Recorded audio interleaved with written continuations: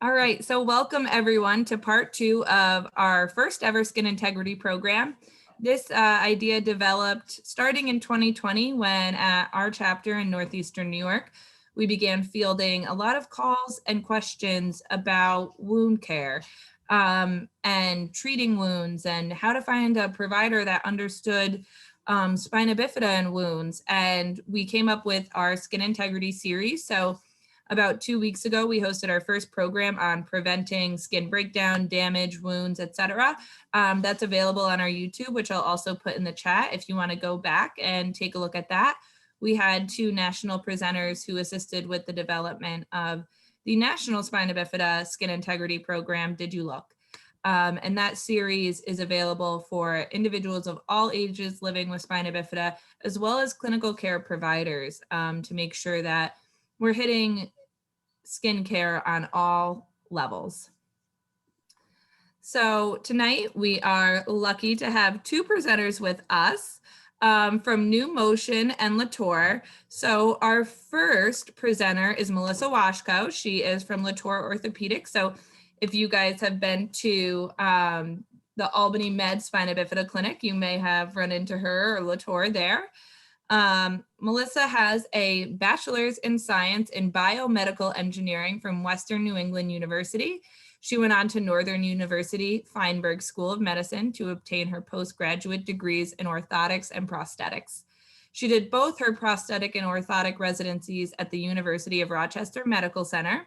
She is ABC certified prosthetist, orthotist, and joined Latour Orthopedic Laboratory in 2011, where she currently oversees the orthotics department.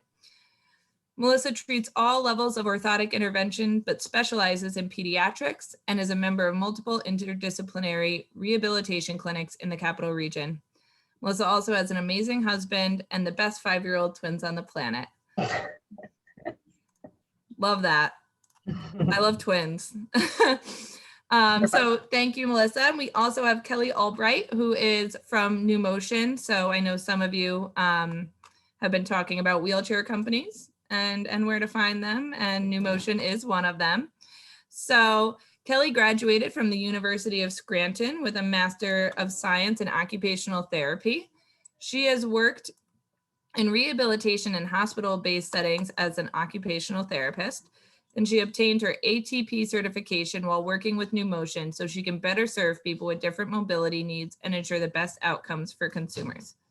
So she has worked with adults and individuals with different developmental abilities. So we are really lucky. We have 2 really informed presenters that are going to be able to touch on prosthetics, orthotics, and wheelchairs, and how that affects your skin and what you can do to protect it. So without further ado, I am going to pass the mic over to Melissa, who will get us started. Thank you.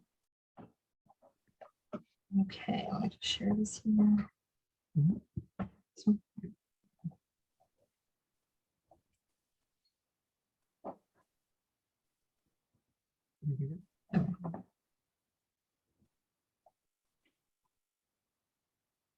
Okay. Can you guys see this? Yeah, looks great. Okay, perfect.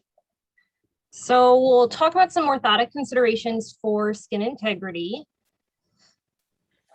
Latour Orthopedic Labs, just as a little history, is a 4th generation family owned and managed company that has been serving the Capital District for over 100 years, since 1920. We do comprehensive orthotic and prosthetic care. Typically what we do is a lot of custom work, but we do some off the shelf.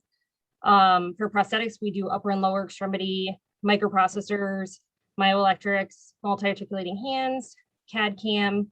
For orthotics, we do, again, upper and lower extremity orthoses, pediatrics, spinal systems, scoliosis bracing, cranial helmets, functional eStim. I'm C-Brace certified, and we do custom for orthotics. So we already did this a little bit as far as the bio goes. One thing that I did want to point out is recently we've been doing a lot of multiple interdisciplinary rehab clinics in the Capital Region, including a muscular dystrophy clinic, a spasticity clinic, and a spina bifida clinic. It's become really beneficial for a lot of our patients and as a practitioner as well, to have that team approach to make sure that everybody is on the same page, make sure that everybody's getting the care that they need, that they're seeing the appropriate providers, and just kind of doing that frequent follow-up together and just making sure that we're all doing what's best for our patients. So just as a slight disclaimer, the views expressed here in this presentation are entirely my own and not necessarily those of Latorre Orthopedic Labs or anyone else. Today we'll just do a little introduction just about wounds in general, orthotic intervention overview, some orthotic considerations for skin integrity, orthotic modifications as far as what to do if there's a problem, and then questions. So the Spina Bifida Association of Northeastern New York had contacted us recently regarding what they noticed as an increase in cases of wounds, infections from these wounds, and prolonged hospital stays related to these wound complications, and some amputations from these wounds in the last year. A lot of that could have to do with COVID-19. In general, people's activity level tends to decrease. You know, you're not walking around school as much, you're not walking around in the office as much, you're not going out as much, you're not going to the gym. So there was a big decrease in daily movement, a lot more sitting, a lot more sedentary. And there was also a decrease in therapies, which I feel like was a big detriment to a lot of patients. Patients that were doing really well, or they were only walking in therapies and getting up and standing, just weren't getting those therapies anymore. Which, you know, for a year is a long time to not be getting a therapy, which can lead to, you know, just a decrease in health in general. So just to touch base, this is just a wound versus an ulcer. They're typically used interchangeably. Wound is typically occurring from a traumatic or an outside source, cuts, scrapes, surgery, incisions, stuff like that.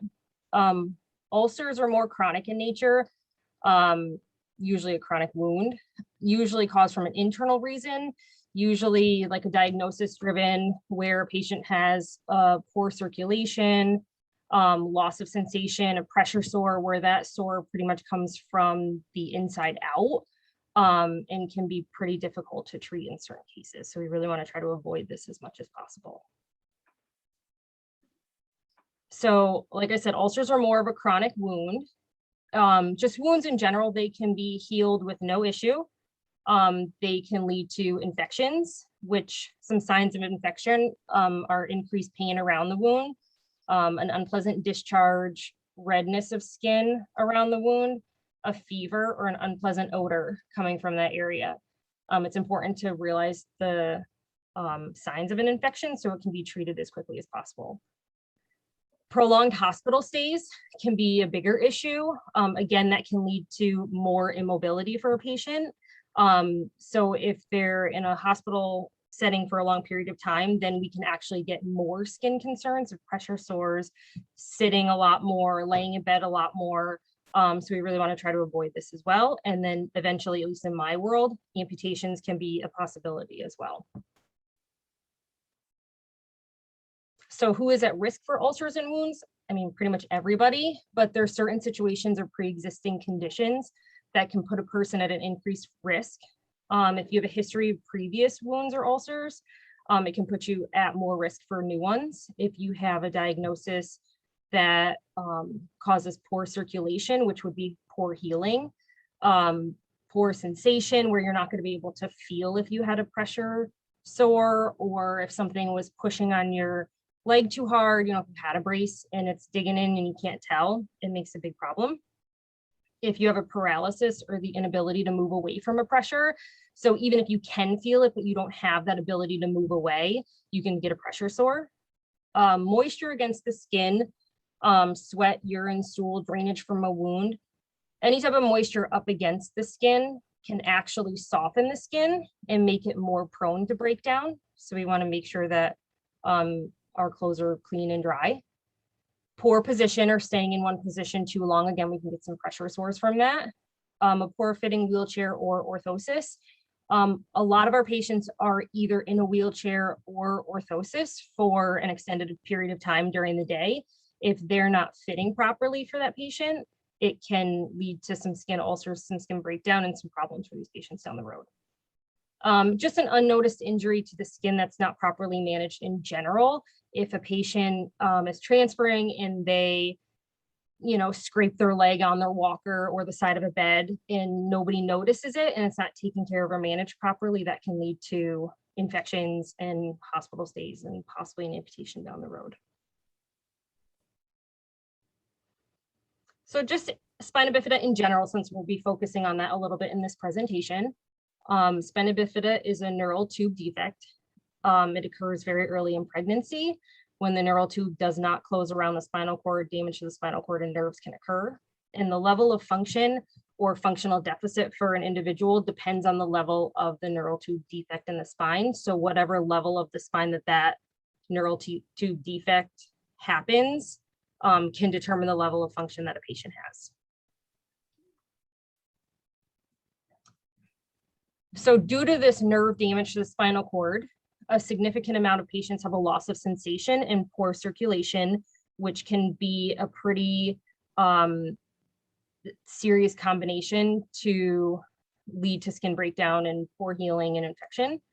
So a lot of these patients use assistive devices to ambulate and transfer. So again, we need to make sure that they're fitting appropriately. Our goal with any orthosis in general is to prevent a wound. Typically in the orthotics world, even prosthetic world, it's usually from excessive pressure or shear forces within the orthosis. We want to prevent these from occurring in the first place and managing them if they do, and teaching our patients and caregivers what to look for when performing skin checks and how to prevent these from happening. So orthotics intervention. What is an orthosis? An orthosis is a brace or externally applied device that is fit and adjusted to each patient individually to provide corrective forces that are needed to achieve a desired functional goal for the patient. Typically, our orthoses use a 3-point pressure system to improve alignment and support. So it's typically a distal pressure on one side, a middle pressure on the opposite side, and a proximal pressure on the other side. It promotes 3 points of pressure, and any pressure that we put on the skin can lead to skin breakdown if it's not applied properly. For orthotic goals, we want to preserve normal human locomotion as much as possible. This will provide less energy expenditure for the patient, which will give them hopefully walking a little bit more if it's not as difficult. We want to maintain or improve the functional level. The caveat to that is initially when we give a patient a brace or an orthosis, especially if it's their first one, we're going to be changing their alignment and their way of walking and their support. So initially, their functional level might go down a little bit just because they're getting used to it. But as they get used to it, it should improve and get back up to where it was, if not be better than it was before. So we want to support weak or deficient muscle functions. One important thing to remember with an orthosis is we're not making things better. We're not bringing muscle function back. We're not helping that muscle get stronger. We're only supporting that weakness and taking the place of it essentially until to make you a little bit safer. We want to improve the patient's safety. Obviously, we never want a patient to be less safe than they came into our office. We want to correct a deformity that is flexible, and we want to prevent further deformity from occurring from an alignment that's not flexible. So these are just as a reference, some common anatomical deformities of the foot, ankles, and knees that we can see. Every single one of these is treated differently. Every single patient is treated differently depending on how we manage that patient and what their goals are and what we need to achieve for them. So this is just kind of a reference for what we're looking at. So I focus a little bit more on lower extremity orthoses because that's what we do a lot of, and that's where we see the most amount of skin breakdown. So we'll talk about some shoes, foot orthoses, and UCBLs, SMOs, AFOs, KFOs, HKFOs. We'll go into all of these in a little bit more detail. An orthosis that's used is determined by the level of involvement and the amount of support needed for each individual patient. So believe it or not, shoes actually play a really important role in wound prevention. If you do not have a proper fitting shoe, it can lead to skin breakdown. Since A lot of the spina bifida patients have a decreased sensation or it's eliminated completely. They'll not always be able to feel if a shoe is too tight or too large and causing a blister or a specific pressure spot. And then anytime that an orthosis is added to the treatment plan, the shoe size and style also needs to be addressed and possibly adjusted to accommodate that to prevent skin breakdown as well. Just again, as a reference, some good brands of shoes, this is a very common question that we get a lot, that accommodate orthoses well are Billy Shoes, Aikiki, Play, Nike Fly Ease, New Balance, and Hatchbacks. These are just some, there's a lot of them out there. So moving on up to foot orthotics and UCBLs. Foot orthotics are used to treat mild flexible malalignments of the foot, accommodate rigid deformities, and can be used made of different materials. The different materials that we can use can be tailored to each patient. There are some that are specifically designed for patients that have an insensate foot and are at more risk for skin breakdown. So we would use more of a material that's more sensitive to that. UCBLs, which is named University of California, Berkeley Lab, who designed this, is just a more rigid foot orthotic. This controls the hind foot better. It's higher trim lines, shorter length plastic. UCBLs are typically used for kids. Adults don't tolerate them well. These are really only going to treat issues that are due to the alignment of your foot. Supramalleolar orthoses, or SMOs, are what they're called. They're primarily pediatrics to control pronation and supination, or rolling in or rolling out of the foot. They just provide a stable base of support to either improve ambulation or for kids that are right on the cusp of ambulating, but they just can't get a stable base. It can actually promote independent ambulation for them. So it kind of grabs onto the hind foot. It controls that heel. It'll give some arch support. And then based on the trim lines needed, it can control what the forefoot is doing. It is a free motion brace, so you would have free ankle motion up and down. So if there are any weakness in those muscles, this would not be a good option. So moving on to ankle foot orthoses, this is what we do the majority of the time. There are many, many, many different types. They're primarily made out of plastic to provide 3-point pressure systems and to improve the support of the lower extremities. But again, anytime we put plastic up against a patient's skin, we have the risk of skin breakdown. Different footwear is typically needed to accommodate an AFO. They can be used for functional use as far as walking, running, standing, playing sports, etc. They can also be used for proper positioning, either during nighttime or while sitting in a wheelchair to prevent a loss of range of motion or to just maintain their alignment in general. And they can also be protective to protect the skin from excessive pressure from a foot plate of a wheelchair if the neutral alignment cannot be achieved. Some of our patients, if they have a plantar flexion, if their foot can't get to neutral and they're kind of pointed down a little bit, they might get excessive pressure kind of on the ball of their foot. A brace can be used to protect that a little bit and prevent some skin breakdown just from pressure. So the goals of an ankle foot orthosis is to control motion at the ankle joint, up and down ankle motion and side to side. We're going to compensate for weakness or paralysis, correct an ankle foot deformity in the AFO. We're not really making things better while they're not wearing the AFO. It is possible if we start with a child to maintain a good alignment if they're in an AFO, but adults typically we're only correcting the alignment while they're in the brace. But that correction in the brace will also prevent further deformity from occurring. So to be able to use an ankle foot orthosis, you would have to have ankle instability, genu recurvatum, or a knee hyperextension less than 30 degrees and have some knee stability. So the design of an AFO, there's a lot of different materials that we can use. We can use plastic, carbon fiber, metal, and leather. Plastic is most common. Carbon fiber, I don't typically use unless it's an off-the-shelf brace. The carbon custom braces, carbon is not adjustable. So if you do have a pressure spot, carbon cannot be heated and relieved like plastic can. So it can actually lead to more skin issues. And metal and leather is typically used for a patient that has a lot of swelling, They've had it before. But it's a little bit less common. So pretty much all the AFOs consist of a calf section, a foot plate section, ankle joints, if we're doing an articulated AFO, and then range of motion, stops or control, and some strapping. One of the common questions that we get is, does an AFO have to come up as high? Yes, it does. We need to overpower the foot. So we need the lever arm of the calf to be longer than the foot to be able to comfortably provide the support that we need. Otherwise, if we trim them down too much, then it ends up pushing right into the back of the calf. It is really uncomfortable. So there's a lot of different types of AFOs. There's conventional, which is the metal and leather. There's solid. There's posterior leaf spring or semi-solid. There's articulating ones that actually allows ankle motion, ground reaction. This is just, again, a reference of one of just the different types of AFOs that we can provide for you.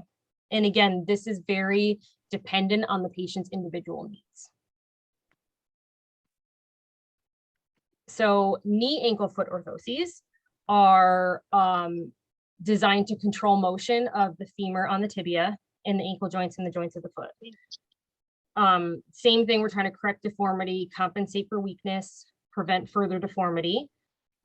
This is typically used for a patient that doesn't have very good quad strength, so their knee buckles a lot, or they have a lot of malalignment as far as like hyperextension goes, or side to side instability, or a loss or decrease of proprioception.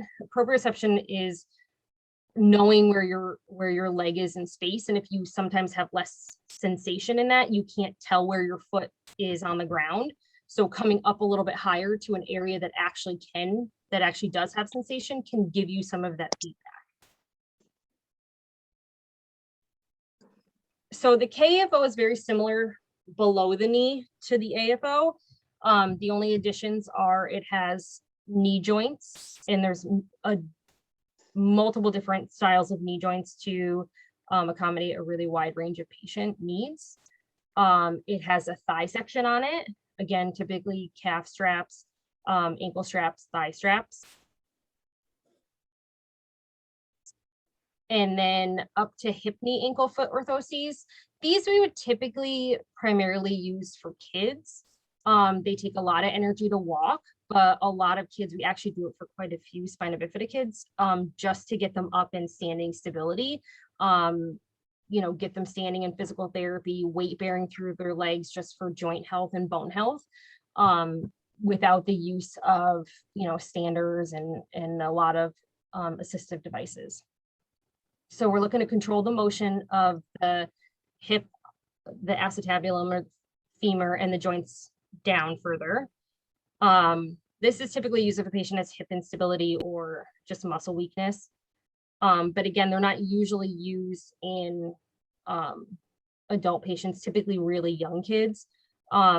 Essentially, it's 2 KAFOs, the knee, ankle, foot orthoses with the hip joint on them and some type of pelvic control, whether it's a small pelvic band or a full torso support.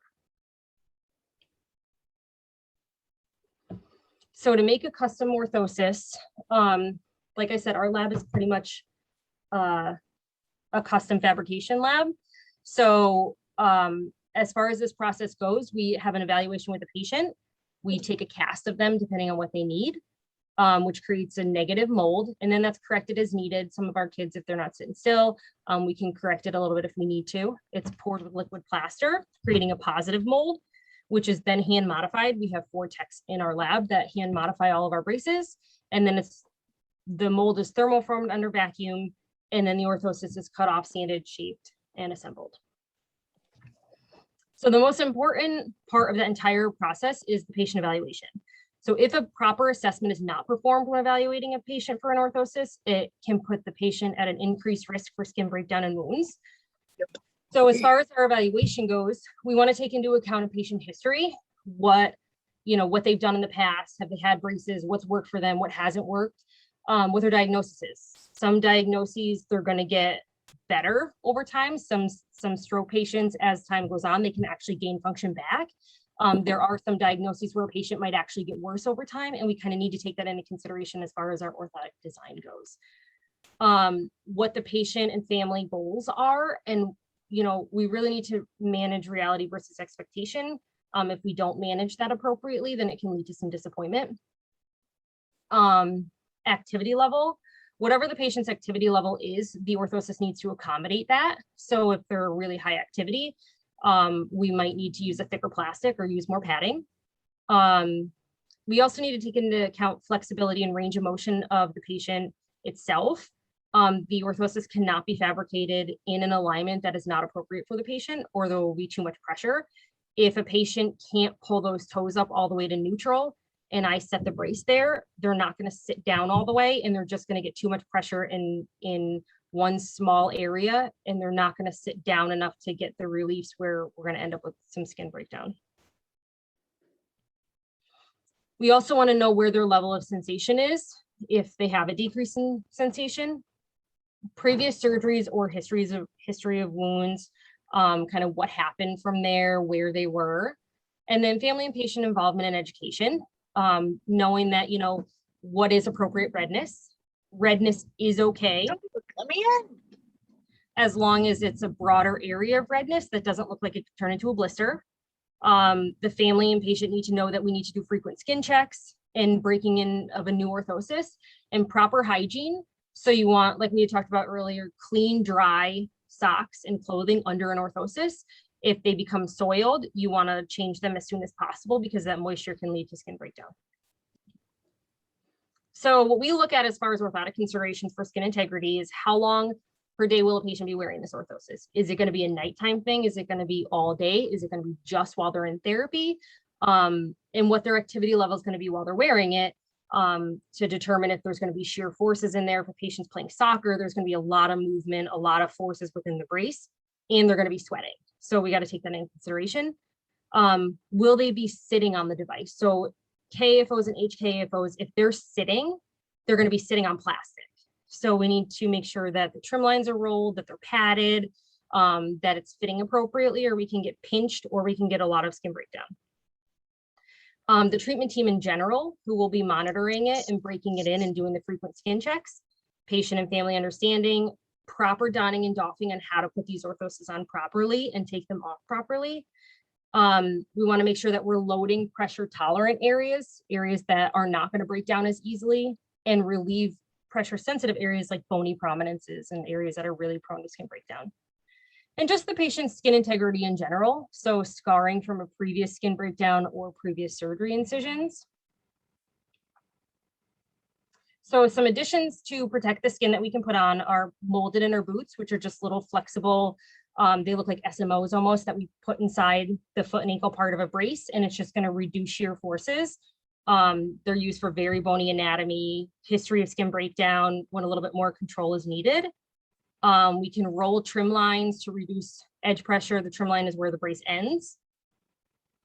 We can internalize straps. So especially at the ankle, if you tend to be rolling in a little bit more and we're at risk for those ankle bones breaking down, we can use an internalized strap to kind of pull you away from that a little bit more. Padding in general, we pad the ankles of pretty much all of our orthoses. And any areas that a patient may sit on, straps, any bony areas that are at risk for skin breakdown. And then some of our AFOs, we can put non-skid bottoms on there. So more protective AFOs, if they're used in wheelchairs, they can have a non-skid bottom to prevent the foot from slipping off a foot plate and injuring the patient's leg. So one question is, why do we not put all the previous additions that we just discussed on all of our orthoses? Well, they're not always needed. We never want to over brace a patient. We just want to give them as much support as they need to functionally do what they need to do. It will also increase the bulk, which is too much bulk, which would create too much bulk inside the shoe and can also lead to skin breakdown. And then it can make putting it on a little bit more difficult. So all of our orthoses require a break-in or a weaning process to acclimate skin to a new device and to monitor the skin frequently. So this is incredibly subjective, and this is very different for device to device, to patient, whether this is their first device or not. So typically I would say start with 45 minutes to an hour at a time. You can do that several times throughout the first day. If you do okay with that, then increase the wear time by 30 to 45 minutes per use the next day. It in some cases can take up to 2 weeks, if not more, to wean into an orthosis, depending on the patient's tolerance. Check skin after every single time that you take an orthosis off. Frequent skin checks must be performed daily at least, if not more frequently, especially with a new brace or if you have a lack of sensation in the lower extremity. And again, you're looking for broad areas of redness that fade quickly. Follow-up appointments are also very, very crucial to this. You want to make sure that you're seeing your orthotist and your physicians as instructed to make sure that no changes have occurred. Concerns during a skin check: small bright red areas over a bony prominence, callousing in some cases, blisters or peeling skin, bruising, open wounds, and redness that does not start to fade within 15 minutes of the orthosis being removed. So what do you do when there is a problem? So if there is a skin issue while wearing an orthosis, remove the orthosis and contact your orthotist ASAP. Do not put the orthosis on again until it's adjusted properly. And then once it is adjusted, wean back into the orthosis for a couple of days with frequent skin checks, just to make sure that the issue is eliminated. And this is very important. Do not attempt to cushion the areas of excessive pressure with moleskin, bandages, or more socks. This will actually increase the pressure in those areas. I know it's a softer pressure, but it's going to put more pressure in those areas, and it can actually break down the skin a little bit more. Your orthotist can heat the plastic out, modify it, and if we still need that pressure area, put padding in there to still get the pressure, but a little bit of a softer pressure with the plastic being modified. And then contact your primary care physician or wound care specialist if needed from that point. Thank you. If you guys have any questions, comments, concerns, anything like that, this is my email address, so feel free to reach out and have at it. Thank you, guys. Thank you, Melissa. We did have a few questions come in already, so Okay. if we can take a minute, I'll ask you those. So orthosis was a new word to some of us. So what's the difference between an orthotic and an orthosis? So they're essentially the same thing. So okay. An orthotic, typically we would refer to as like a foot orthotic, but essentially it's the same thing. Orthotic, orthosis, orthoses is more than one. It's Okay. essentially the exact same thing. Okay, awesome. The next question, you mentioned shoes that are good for wearing with orthotics. Do you by chance or Latour have a list of what those might be that we could share with attendees? Sure. In the bottom of the shoe slide were a couple of those recommendations as far as a few that have worked well for us. But if you have a place that I can email you, I can absolutely give you a list. Okay, sure. Awesome. Yeah, I can have you email that to me and I can email everyone. Yeah, there's a few big name brands like Billy shoes are really good. Aikikis are really good for very small kids. New Balance in general, kids and adults tend to be a really good brand of shoes for that. But yeah, we can get you a more precise list. Awesome. Yeah. We did a virtual fashion show, adaptive fashion show this March, and collaborated with some of those footwear brands. And to me, it was like, wow, I've been waiting to know you existed. And I think people with spina bifida have been waiting too. So it was really exciting. So any chance we can get that out there is very helpful. Definitely. So is there a material these days that is thick enough to accommodate a lot of activity, but flexible enough to also accommodate that level of activity for someone who stands? Yes, there's a lot of materials out there. Again, it would be very dependent on the patient. Carbon fiber does seem to be the most durable, most dynamic responsive, that'll give you the biggest feedback, good for high activity patients. It just comes with a lot more appointments, we would do like test fittings, making sure that everything's fitting okay before it's actually fabricated. Because like I said, a lot of those cannot be adjusted once they're actually fabricated. So if we have an area of skin breakdown, there's not a whole lot we can do. But that would be the best option for somebody who's really high activity. Awesome. I hadn't heard of that. Okay. I had a wound on my heel years ago, and since then there's been a decent sized callus. Should I leave it or do I do something about it? So it depends on who you're talking to. If you're talking to me, you're going to get a different answer than a podiatrist. I don't mind callousing very much. I think it's the body's way of protecting itself, especially where a wound was. So as long as it's not getting bigger, it's not bothering you, it's not getting sore, you're not getting almost like a blood blister underneath it, then I would say it's okay to leave it. My biggest concern with callousing is that sometimes those calluses can be removed. And when they're removed, a lot of times they can just be cut off, which will leave very soft, new skin underneath. And if the pressure from whatever you're walking on isn't relieved, it can just lead to a really big sore and ulcer. So callousing, I don't mind as long as it's not causing a whole lot of issues for you, as long as it's not getting any bigger and that sore is not opening back up again. Thank you.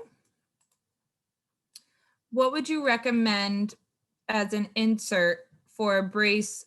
Okay. What would you recommend for an insert in a brace for sweaty feet?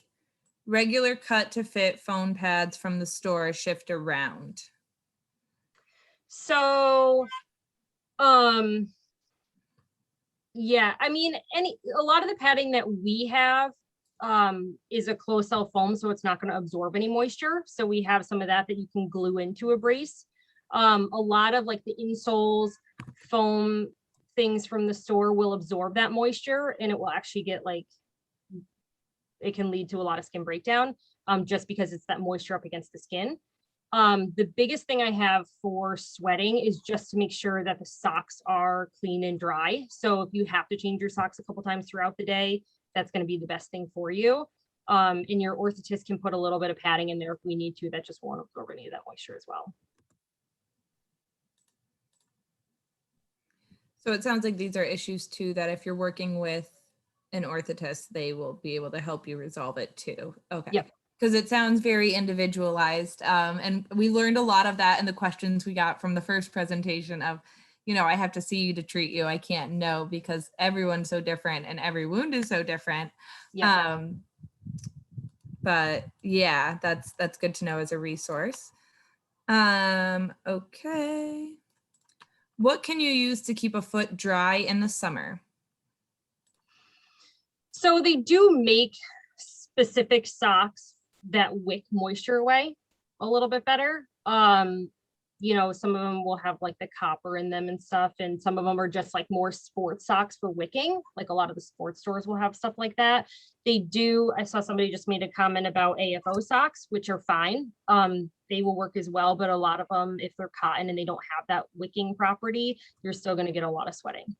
But unfortunately, because we're putting plastic up against skin, it's always going to be an issue, unfortunately, with sweating. You can use some powders, but usually just a wicking sock can help. And a longer sock, especially if you're wearing an AFO, you want that wicking to go all the way up to the top of the brace. Otherwise, you're just going to get a really sticky calf section that can actually stick to you and abrade your skin. Wicking socks, do I have that right? Yes. Right. So a lot of the hearing about those too. We like moisture wicking socks. Like we recommend a lot of kids get like soccer socks because they have a lot of like wicking properties in them, and or just sports socks in general. Typically, if you just have tall socks, it tends to work well. Okay. All right. So when it comes to callousing, what if the callousing is causing a blood blister? So if the callus is causing a blood blister, then it needs to be addressed by taking, if it's in an orthosis, that pressure needs to be relieved somehow. So your orthotist would have to modify the brace to take away that pressure. Otherwise, that blood blister is not going to go away. Cutting the callus off is not going to help the situation without taking that pressure away, because that's just going to come right back and cause a sore. So that pressure has to be relieved in the orthosis by either heating, relieving, padding, something like that. Awesome. Also had to mitigate a diesel fuel leak from a truck stuck under the And I think that was Biden and my, oh, President one more outlined question. Well, it doesn't need to be the last, but what is a UCB? How is it used best? So a UCB is a taller foot orthotic, essentially. It still just slips in the shoe. It's essentially a high profile foot orthotic. They're plastic. They're just used to control the heel a little bit better and provide a little bit more arch support. But I have found over the years that it does not work well for adult patients. It's just too much plastic in too small of an area where it's not tolerated well. So it's typically used a lot in kids. But if you just need a little bit more support than a foot orthotic, that's what a UCB will do.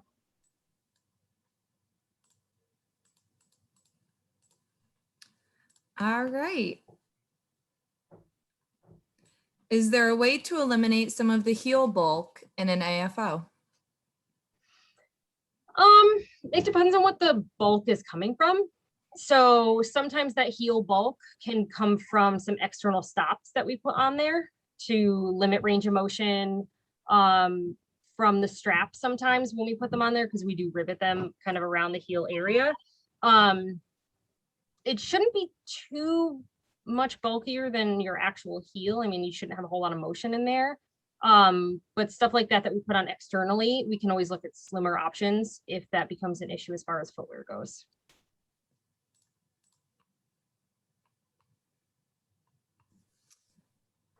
Okay, so would my daughter be better without the UCB? If it sits too high in a shoe, what should I be asking for instead? So she has a UCB and it's fitting too high in her shoe? Or she has something else and you're wondering if the UCB, I'm sorry, I'm not understanding the question. It sounds like she does have the UCB, but if it sits too high in a shoe, what should they look at instead? Okay. I mean, it all depends on what her needs are. So, I mean, if the UCB sits too high in some shoes. Okay. So they do have to have certain trim lines to them to be able to do what they need to do. The trim line should be below the ankle bones. Like they should not be hitting the ankle bones at all. But they do need to come high enough up to grab the heel. So it might sit out of the shoe a little bit depending on how it's made and who's making it. But they will have a higher trim line than a foot orthotic. So you might see it outside of the shoe. That doesn't necessarily mean it's not working. But I would have to assess her to be able to determine what would be a better option, if anything.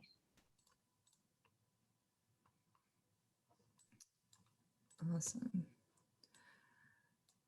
Do most adults use leg braces? I have lots of edema and now cellulitis. I was wearing one AFO and one KFO. So a lot of them will. It all depends on what your functional needs are. So we have a lot of patients that will wear them all day, just to do standing transfers when they use the bathroom or go to bed or get in a car or something like that. And it provides them the support that they need. Your orthotist needs to take into consideration, not all braces are going to accommodate fluctuating edema well. So plastic doesn't always accommodate a lot of fluctuating edema, but there are other options for that, such as a metal type leather brace, where it can accommodate a little bit more of that swelling and not cause so many skin issues. There's actually specifically designed for that.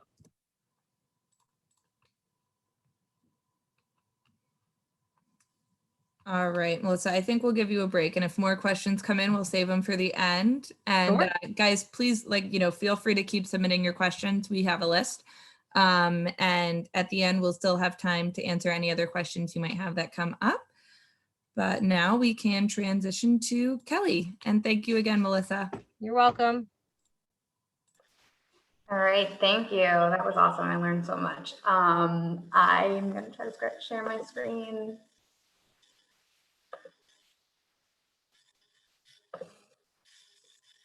Okay.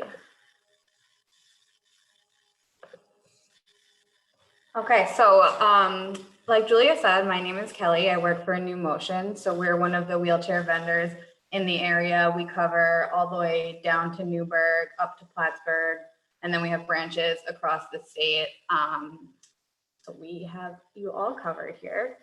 We're here to talk about equipment considerations for skin integrity, specifically cushions, wheelchairs, pressure relieving options there.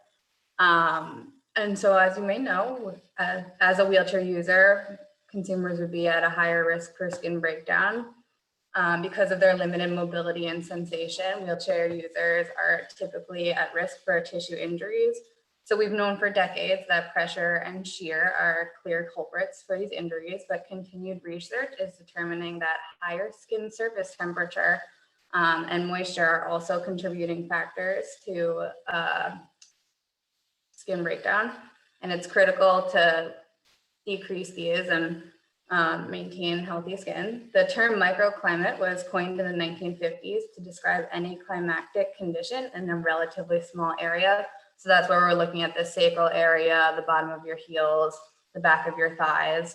As of late, it's made its way into the complex rehab technology industry to describe the mini atmosphere of increased skin temperature and the level of moisture at the seating interface. So pictured here is a cushion with options for 3 different materials that will all affect your microclimate differently. As a wheelchair user, you have a couple of different options for the frame itself to help relieve pressure. We have tilt, which is the entire seating surface moving as one, and that takes pressure off the bottom.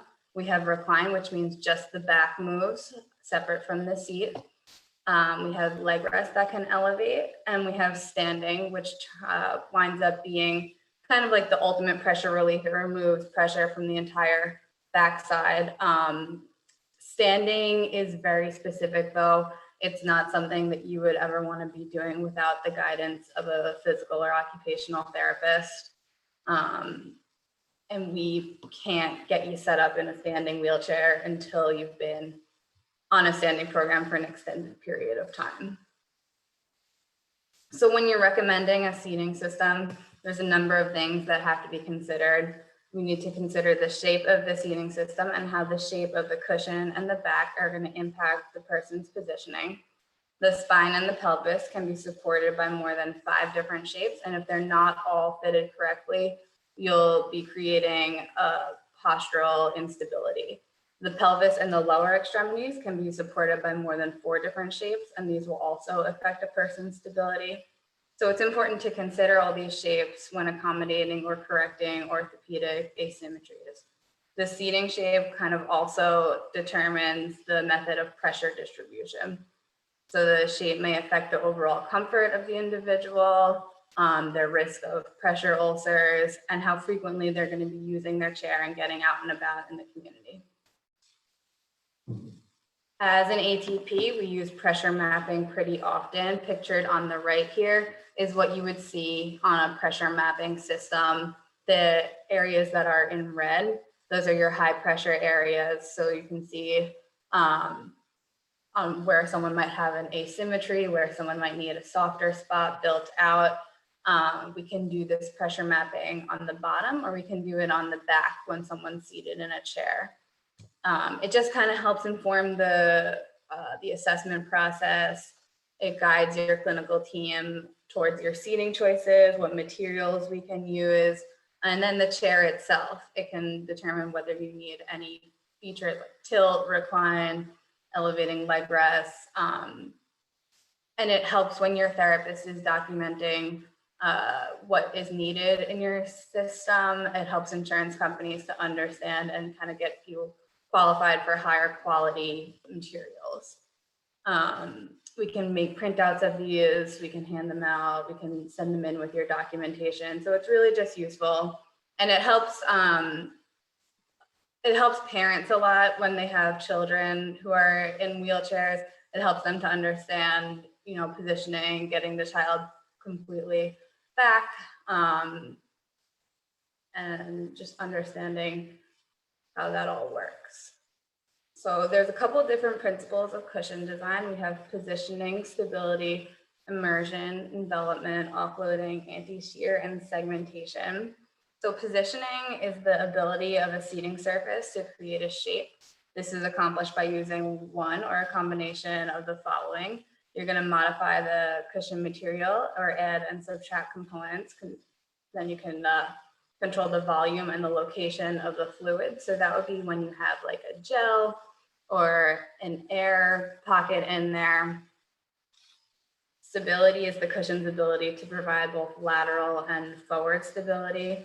Without having good postural stability, then you're going to be left with asymmetries. You're going to have your kyphoses, your scolioses, lordoses, and then it leads to higher pressure areas on one side of the pelvis versus the other side, like you might have seen in the last slide. Immersion is the ability for a body to sink into the material.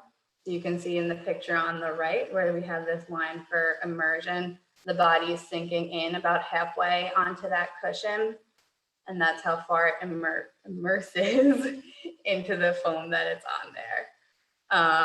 Ideally, pressure is reduced at a site of a bony prominence as the body sinks in more. So you want some immersion and that reduces your pressure.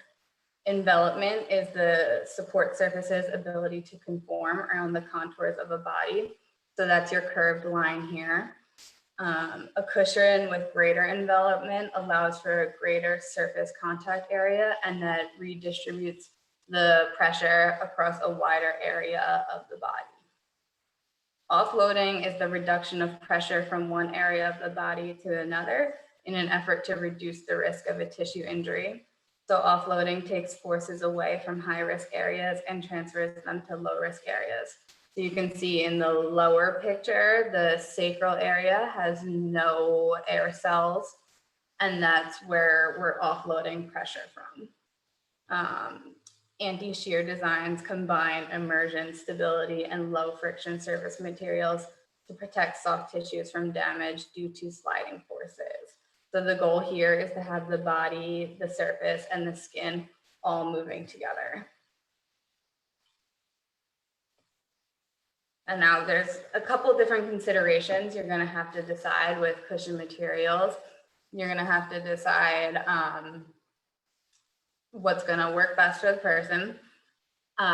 You have to decide between, and we'll go over all of these in the next few slides, a combination of solids, liquids, maintenance, how much effort can be put into this every single day, because there is a quality of life determination that has to be made. You have to look at whether the person has incontinence issues, frequent spills. All these things go into deciding how we're going to approach seating here, whether the cushion can be wiped down, whether we get a backup cover for the cushion, 2 covers. There's thousands of options out there. So it's just about kind of finding that interface between the person, their seating system, and their caregivers. So there's a couple different cushion materials themselves. There's solid cushion materials and there are liquid cushion materials. So your liquids are going to be air. We wouldn't typically find a water cushion, but a couple of different manufacturers make water-like substances that are kind of a cross between a water and a gel, and that can be a happy medium. And then you have your solid cushion. So that's your foam, your elastomers, and your gel. We'll get more into these in the next few slides, but the foam is what you would imagine when you imagine a wheelchair cushion. Elastomers are that hexagram kind of looking ones, and gels are the malleable ones. So your foam here, there's many different options with foam. Foam is a natural material which is formed by trapping pockets of gas. It comes in many different densities, firmness, and weights based on the uniformity of the cells. So they'll be more or less rigid. Closed cell foams have a uniform cell structure, which creates rigidity. Open cell foam is a little bit softer because it has a less uniform cell structure. The weight of the foam is dependent upon the mass, not upon the firmness or the density of the foam itself. Therefore, a rigid foam may also be pretty lightweight when you're carrying it, but a softer foam may be heavier. Memory foam has increased viscosity and density, which allows it to slowly return to its shape after compression. So that's when you imagine like a Tempur-Pedic commercial, pressing your hand in and having the foam slowly lift back up. Though there are some clinical benefits to foams in that it's inexpensive and lightweight, it's very low maintenance. It absorbs impact loads very well, and a firm foam can provide a very level base of support. Soft foam can be used for comfort, and you can layer different types of foam to provide an optimal pressure relieving surface for the individual. Viscoelastic memory foam can also provide vibration dampening, and various densities can be combined for pressure relief. But no material is perfect, so foam tends to compress over time. It's difficult to clean and it absorbs moisture. It may create tension on the tissue depending on the softness or the form of the foam, and it may create shear forces on the tissue, again, depending on the foam design. Foam also gets really warm, which tends to not be as much of a problem in upstate New York, but we do get a lot of complaints from areas across the country where it's more warm, more humid, and you're sweating in your foam a lot. Memory foam tends to hold more heat than a standard foam, and it becomes more compressed over time with less of that bounce back return. So this is a photo of your elastomers. It's a man-made polymer with varying degrees of viscoelasticity. In wheelchair cushions, it's often matrix-like with a hexagram structure. The immersion depends on the softness of the elastomer. So these, similar to foam, come in different densities. And it tends to have a more durability than foam over time. It's pretty easy to clean and it allows for some compression. The immersion, again, depends on the rigidity of the elastomer. They're relatively lightweight because of their honeycomb design, and they allow more airflow than foam, which tends to contribute to that microclimate, keeping you a little bit cooler, a little bit less sweaty down there. And it has pretty good shear reduction qualities because it's higher in viscoelasticity than foam and other cushion materials. But there is limited displacement when you go to sit and put pressure on an elastomer. It's less immersive and it's lower density than foam or other fluids. And it's more difficult to modify in response to specific postural needs. So with a foam, if you have a skilled therapist or an ETP out there with you, they can kind of bring their knife, cut it up, make modifications to your foam to fit your body better. You're not going to get that with your elastomers. And then we have gel.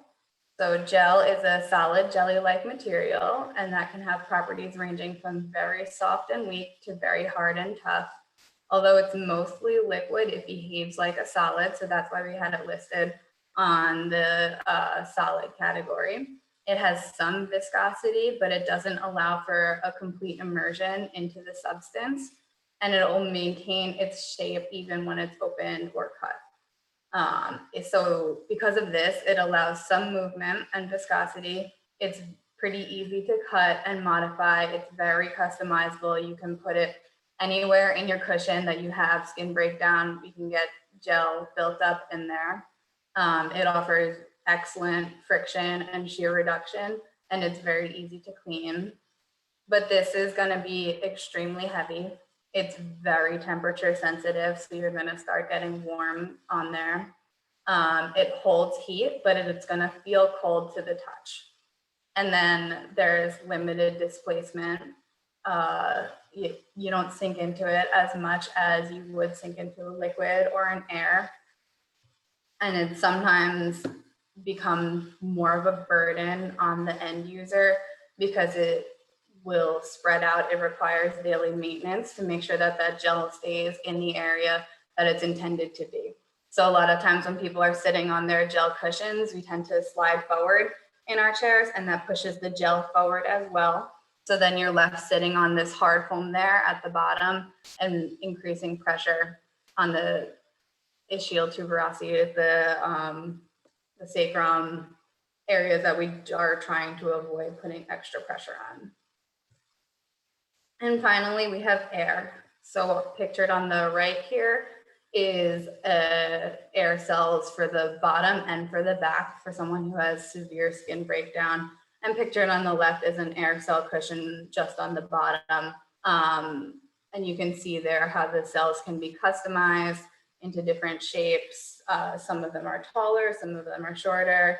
The order form for these cushions is very specific down to the height of every single air cell and where you want them all placed. So air, as we all know, is very lightweight. It moves with the body. These cushions are easy to clean. You can see it's all rubbery. You wipe it down, throw the cover into the washing machine and let it air dry. It provides great pressure distribution, and it can be used as an entire cushion, or you can use air within a foam base. And that kind of gives you that hybrid approach of a little bit more stability from the foam, along with the pressure relief from the air. It provides good immersion while creating a large area of surface contact to distribute the pressure. But air, you're compromising on stability. So if you have someone who doesn't have good trunk control, doesn't have good pelvic control, an air cushion is not going to do them any favors. It's going to really limit someone's ability to be sitting in their chair for a long time because they're going to be feeling like they're rocking from side to side and that they're not safe sitting there. You run the risk of puncturing the cushions. Now they have gotten better over time, I would say, but there's always that risk of puncturing it, getting a leak, and then winding up sitting flat on your seat pan. It requires a lot of maintenance to make sure that the cells are properly inflated. You don't want them overinflated and you don't want them underinflated. And then they're very sensitive to pressure changes. So that's something to keep in mind. If you're traveling on an airplane, sometimes people will have a backup cushion that's not filled with air, and they'll take that on long flights, vacations. That way they don't have to worry about the maintenance of the air cushions. Skip ahead. And then pictured here, we have custom molded seating. So this is an option, and it can be a fantastic option, but it's very customer specific. So this is someone who has significant postural deformities. By doing a custom molded seating, we are accommodating any kind of pelvic asymmetry, scoliosis, spinal asymmetry, something that wouldn't be able to be accommodated with an off-the-shelf item or a different custom chair. So does the individual need more positioning support than an off-the-shelf seating system can provide? To qualify for custom seating, you need a comprehensive evaluation performed by a physical or occupational therapist that clearly explains why a prefabricated cushion and back would not meet the person's needs. The goals for custom seating, you would want to be improving functional postures for participation in self-care, educational, social activities. You'd be increasing their comfort when they're seated in their chair. For children or a newly diagnosed individual, you're looking to minimize progression of current deformities. You're controlling abnormal reflexes and muscle tone. We're trying to evenly distribute pressure for skin protection, and we're reducing pressure points. We're trying to improve trunk and head control here. We're trying to increase upper extremity function and manipulation. And we're trying to get someone seated more upright to improve their eye gaze, their contact, their interaction with the outside world. And custom molded seating, it's truly custom. You can build in any of the materials that I spoke of earlier into these custom seating systems. You can do air cells down the back, gel in the bottom, whatever the customer client needs, it can be done. So the majority of seating systems are warranted through insurance companies for every 2 years. That doesn't mean that if you get a cushion that you absolutely hate and wind up getting a pressure ulcer in, that you're stuck with it for 2 years. If there's any kind of change in medical status, if there's a significant weight fluctuation, gaining or losing, if there's a development of new pressure ulcers or a worsening of existing pressure ulcers, those are all qualifications for new cushions. Now, a lot of times we see people who know that a new wheelchair is a thing that they can get every 5 years. So they assume that the seating system is also following that 5-year rule. That's not true. It's typically every 2 years because you're sitting on this foam gel cushion, you know, all day for 2 years. They're not meant to last for 5 years. You're putting yourself at higher risk typically by not getting something new. It would be like wearing the same pair of jeans for 5 years and expecting a full coverage. So these are just some photos of some happy people in their seating systems. This is a general timeline from New Motion about how long it takes to get a new seating system, new chair, even a cushion. I'm sure many of you know it's not a short process. It typically takes anywhere from 1 to 4 months. It involves getting the doctor, the therapist, and the insurance companies all on board. And then that is my contact information. That's me, Kelly, and then my OM, our Director of Field Operations, and Sarah, my coordinator, who is also available to answer any questions. Anyone have any questions? Yes, we have had one come in so far. And guys, remember, feel free to submit them. The first question is, how can memory foam be supportive if it compresses under weight? So typically you wouldn't have just memory foam as your cushion. You would have a more dense foam underneath that. And that's where the seating shape comes in. So you would have a layer of a more dense foam. You would have wedges of more dense foam on either side to create kind of a contour. And then the memory foam would just be there in the middle to provide that pressure relief. So when you're looking at a cushion, you're looking at a combination of support and pressure relief. And that's where we would be layering different types of foam and positioning components to meet that happy medium.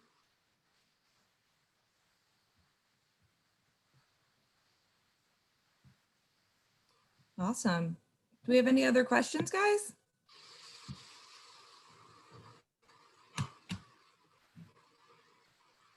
All right, that looks like it might be it. And again, people have your contact information if questions come up after. And we also have information on New Motion at the Spanini office. So if you guys have questions and want a referral form, we can also assist you. Awesome. Yeah, thank you. Great. Well, thank you both Melissa and Kelly so much. This information was so helpful, so needed. And I really appreciate you taking the time to talk with us tonight and share your expertise with our audience.